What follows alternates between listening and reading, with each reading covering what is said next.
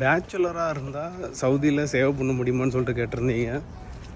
என்ன கேட்டால் வந்துட்டு செலவுன்றது ஒவ்வொருத்தரோட டிபெண்ட்ஸ்.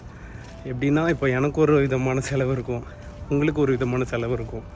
ஆனால் ஆக்சுவலி சொல்லப்போனால் இப்போ நார்மலாக நான் சொல்கிறேனே, நீங்கள் நல்லாவே சேவிங்ஸ் பண்ணலாம் பேச்சுலராக இருந்தால் ஃபேமிலியாக இருக்கிறத விட. என்ன ரீசன்னா, உங்களுக்கு அக்கமடேஷன் செலவு இருக்காது, ட்ராவல் எக்ஸ்பென்ஸ் வந்துட்டு கொஞ்சம் கம்மியாக தான் இருக்கும். ஃபேமிலியாக இருக்கிறவங்களுக்கு கொஞ்சம் அதிகமாக இருக்கும். அதுபோல் வந்துட்டு நீங்கள் இப்போ ஒரு 5000 ரியால் சேலரி வாங்குறீங்கன்னா ஒரு 1000 ரியால் நீங்கள் உங்கள் செலவுக்கு எடுத்துகிட்டு ஒரு 4000 ரியால்லாம் உங்களால் சேவிங்ஸ் பண்ண முடியும், தாராளமாக பண்ணலாம்.